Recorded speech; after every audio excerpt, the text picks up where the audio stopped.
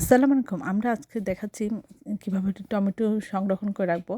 প্রথমে এভাবে টমেটো খুব ভালো করে ধুয়ে টমেটোর বোটা ফেলে আমরা এভাবে কেটে নিব। নিয়ে আমরা একটু আ পাত্রে দিয়ে অল্প পানি দিয়ে আমরা এটা সিদ্ধ করে নিব।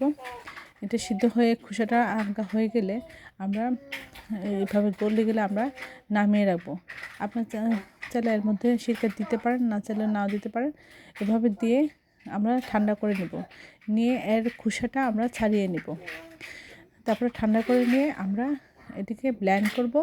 ব্লেন্ড করে তারপরে আমরা এটা যে বরফ রাখার ফ্রিজের যে বক্সগুলি বা যে কোনো আপনার বক্সে এটা সংরক্ষণ করতে পারেন এবং রান্নার কিছুক্ষণ আগে 10-15 মিনিট আগে আপনারা বের করে এটা সরাসরি তরকারিতে দিয়ে দিবেন, তাহলেই হয়ে যাবে। এখন আমরা দেখাচ্ছি অন্যভাবে আমরা কীভাবে রাখবো। টমেটো খুব ভালো করে ধুয়ে বোটা ফেলে আমরা এভাবে পিস পিস করে কেটে নিয়েছি। নিয়ে ছড়ায় ডিপ ফ্রিজে এভাবে আমরা বরফ করে নেব।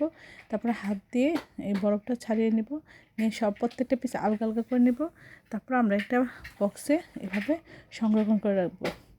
এই ধরনের উপকারী ভিডিওগুলো আপনারা পাওয়ার জন্য আমার চ্যানেলটি লাইক এবং শেয়ার দেবেন, সাবস্ক্রাইব করবেন এবং প্রিয়জনকে বেশি বেশি করে শেয়ার দেবেন। আমার চ্যানেলটি ফলো করে রাখবেন, তাহলে এই ধরনের সুন্দর সুন্দর ভিডিওগুলো আপনারা দ্রুত পেয়ে যাবেন। এভাবে আমরা প্রতিটা পিস আলাদা করে বক্সে সংরক্ষণ করে রাখবো।